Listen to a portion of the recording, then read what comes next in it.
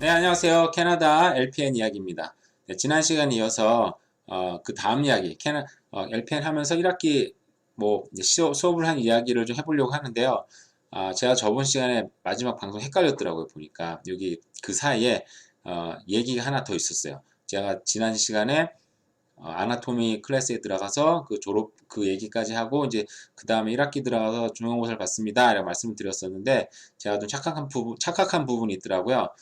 제가 그 사이에 중간고사를 보고 2주가 흘렀어요. 그 팝 시험을 보고 그 다음에 2주가 흘러서 그때 여전 선생님이 중간고사는 다 망해요. 걱정하지 마세요. 라고 얘기하더라고요. 그 숙제하고 중간중간 보는 퀴즈를 다 통과하고 나니까 중간고사, 기말고사는 이제 망해도 걱정하지 말아라 이런 의도로 얘기를 하셨던 것 같아요. 근데 처음에 했었던 여자 선생님이 바뀌시고 그 다음에 남자 선생님을 바뀌었어요. 그 다음에 바로 이제 시험을 봤었는데 원래는 객관식 시험에서 주관식 시험에서 객관식 시험으로 바뀌더라고요. 뭐 객관식 시험에 우리 한국 사람들 굉장히 유리하고 저 또한 마찬가지였다 보니까 굉장히 쾌재를 불렀죠. 시험 시간 문제는 80문제, 시간은 4시간을 줬었어요. 근데 뭐 사실은 저는 문제를 읽고 이해하는 시간이 많이 걸리다 보니까 그냥 다 보니까 뭐 1시간 정도 썼던 것 같고요. 근데 문제는 당시에 이제 퀴즈보다는 좀 어려운 문제들이었어요. 그래서 읽고 좀 생각하고 이해하는 데 시간이 많이 걸렸는데 오히려 이제 공부를 좀 잘하는 애들은 금방금방 나왔더라고요. 저도 문제는 자체는 어렵다고 느끼진 않았는데 이 문제가 아무래도 지문이 길다 보니까 읽고 뭐 생각하고 답 쓰는데 시간이 좀 걸렸던 것 같아요.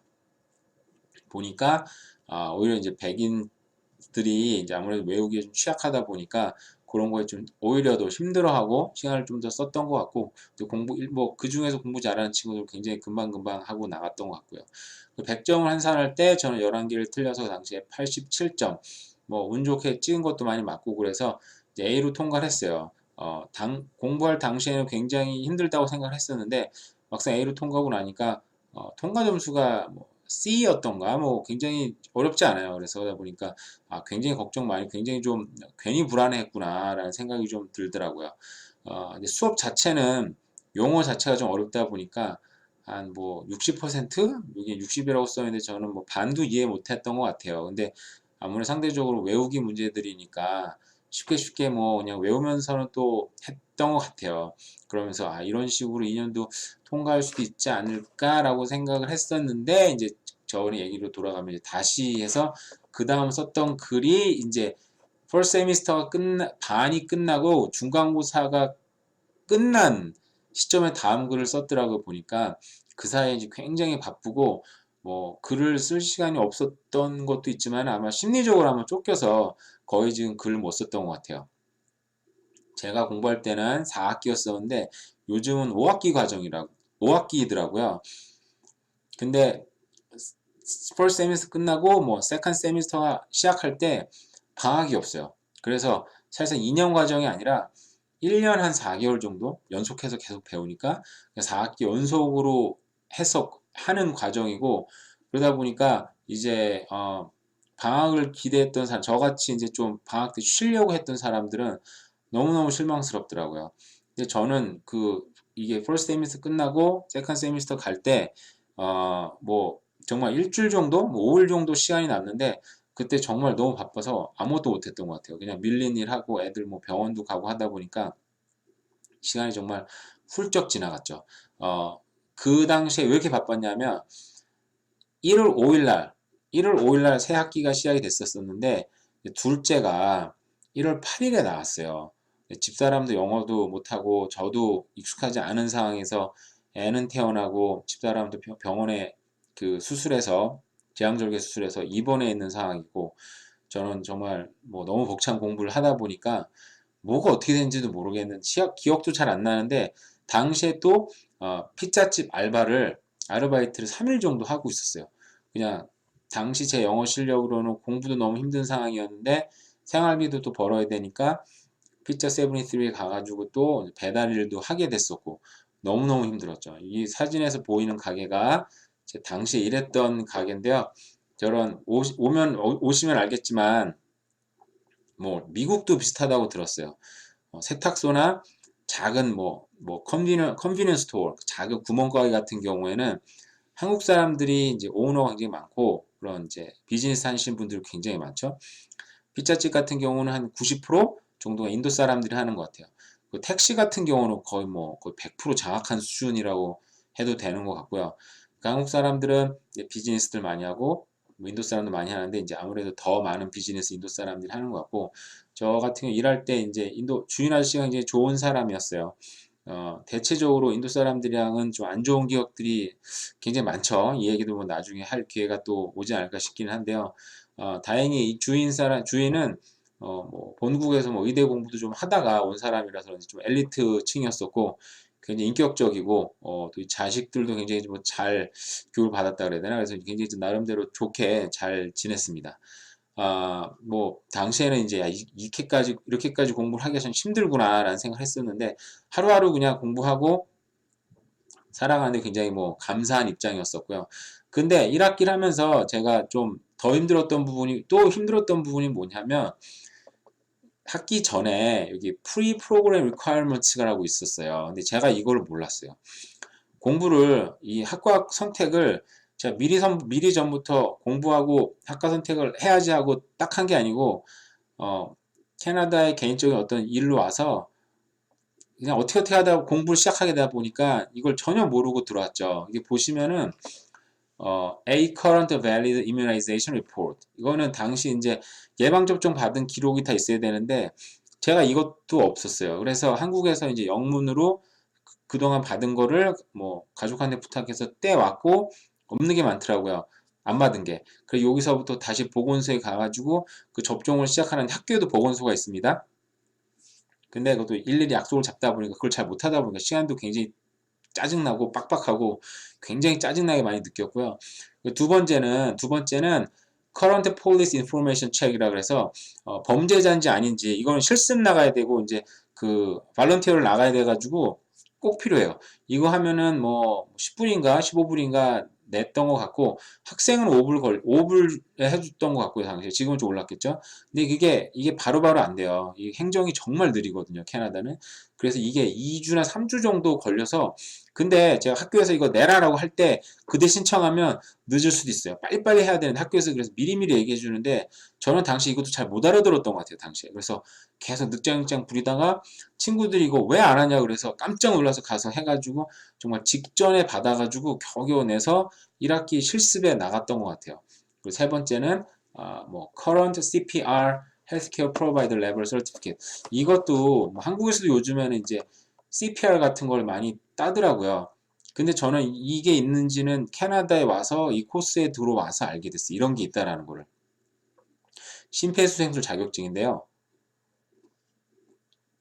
뭐 당시 8만 원 정도, 80불 정도 내고 하루 종일 수업 받아서 설티피켓을 따야 되는데 간호사는 이게 유효 기간을 1년 줄 때도 있고 3년 줄 때도 있는데 간호사는 이거를 이제 매년 갱신을 해야 돼요. 이게 없으면은 법적으로 일할 수 없고 그리고 일하면 안 되거든요. 그러니까 이 유효 기간은 2년이더라도 LPN 같은 경우는 매년 갱신을 해야 돼요. 이걸 미리미리 따고 들어갔어야 되는데 이것도 바빠 죽겠는데 또 다른 이제 캘거리 다른 데 있는 마운트 로얄 컬리지라 그래가지고 거기 가서 하루 종일 수업 받고 따는데도 굉장히 괴롭더라고요. 이 수업도 잘 못 알아듣겠는데 어쨌든 따야 되니까 어떻게 듣고 뭐 그것도 시험 당일날 시험을 봅니다. 어렵진 않은데 시험을 보고 통과를 하고 따게 됐죠. 그래서 이제 뭐 1학기를 이제 어떻게 겨우겨우 마치게 됐던 것 같아요. 이 다음에 또 1학기 내용이 나오는지는 제가 지금 보진 않았었는데, 제가 당시에 1학기 때 배웠던 내용인데요. 이 내용이 또 뭐 많이 바뀌었더라고요, 보니까. 그래서 이제 제가, 지금 보호벨 컬리지는 1학기 때 뭘 배우는지 한번, 들어가 보도록 하겠습니다. 이제 쭉쭉쭉쭉 한번 내려가 볼게요. 네, course listing, the term, term 1이죠. 보면은 여기 English composition 기본적인 뭐 영어 이제 리서치 페이퍼를 작성하는 법 그리고 에세이 쓰는 법 이제 APA 여기 보시면 이제 APA formatting guideline인데 어떤 여기 대학교다 보니까 컬리지다 보니까 어떤 페이퍼를 쓰더라도 그냥 대충 쓰면 안 되고 이제 북미에서 이게 논문 형식으로 써야 돼요. 이게 굉장히 피곤하고 너무 복잡하고, 그리고 정말 저희 같은 ESL들의 문제는 뭐냐면 문장을 쓰기도 힘든데 어떤 주제를 주면은 이걸 기본적으로 4장 5장을 꽉꽉 채워서 써야 되는데 한 장 반이 넘어가면 더 이상 쓸 말이 없어요. 이거는 저뿐만 아니라 정말 ESL들이 공통적으로 느끼는 어려움인데, 포매팅은 시간이 걸리지만 뭐 맞춰서 책 보면서 찾아서 쓰면 되니까 이거는 그렇다고 쳐도 쓸 말이 없어요. 쓸 말이. 정말 이거는 뭐 백인 애들은 이거 하면은 뭐 2, 3일 만에 숙제 끝냈다 그러는데, 숙제 나오면은 정말 ESL들 같은 경우는 막 2주씩 붙잡고 막 늘어져야지 겨우겨우 쓸 수 있어요. 물론 영어 실력에 따라서 분명히 다를 거라고 생각이 듭니다. 그 다음에는 뭐 interpersonal relationship and communication skill, 이런 경우는 이제 이거는 사회과에 들어가는 건데, 사회과 뭐 교수라 그래야 되나, 뭐 강사들이죠. 인스트럭터들이 와가지고 여기에서 이제 어떻게 뭐 커뮤니케이션 할 건지, 뭐 데몬스트레이션 앞에 나와서 데몬스트레이션도 하고 프레젠테이션도 하고 이런 식으로 통해 가지고 이제 보면 이제 뭐 they practice verbal, non-verbal, conversation and technology mediated message, 뭐 이런 식으로 어떻게 메시지를 전하는 건지 여러 가지 이제 배우게 되고요. 이게 보면 이제 anatomy and physiology 나오죠. 이거는 미리 배울 수도 있으니까 뭐 시간을 아끼는 차원에서도, 아니면 1학기 공부에 어떤 그 부담을 줄이는 면에서도 미리 배우고 들어가면 참 좋겠죠.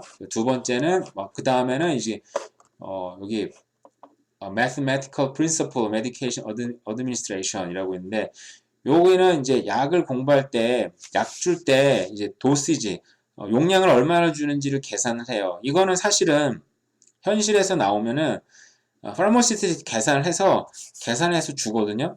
근데 파르마시스트들이 계산해서 주더라도 이거를 이게 이상한 건지 괜찮은 건지 확실히 알아야 돼요. 이게 뭐 제가 직접 경험한 어떤 사건 사고는 아니었었는데, 실제로 제가 간호사 뭐 막 될 때 여기 캘거리에 있는 이제 칠드런 하스피탈 어린이 병원에서 수액을 놔줄 때 파르마시스트들이 계산해서 1시간당 뭐 몇 미리 들어가야 되나 계산해서 준 거예요.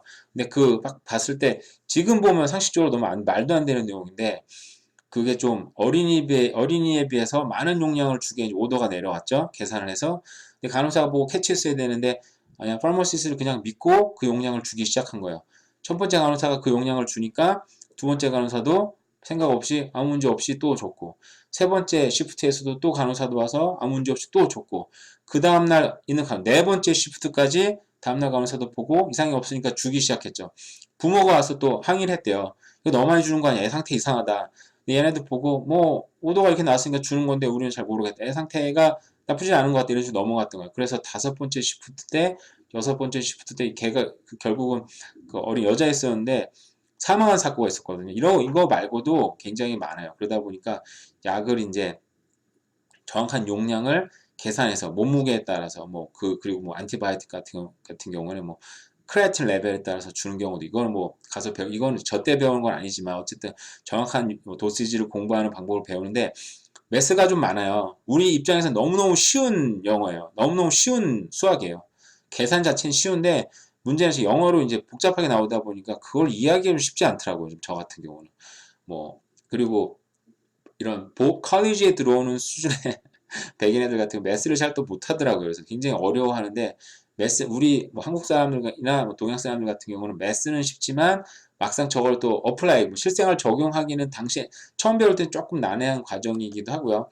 그 다음에 이제 너싱 아트하고 이게 너싱 파운데이션은 기본적으로 이제 실습하고 너싱에 관련된 기초 이론들을 배워요. 책은 굉장히 두껍게 나오는데요.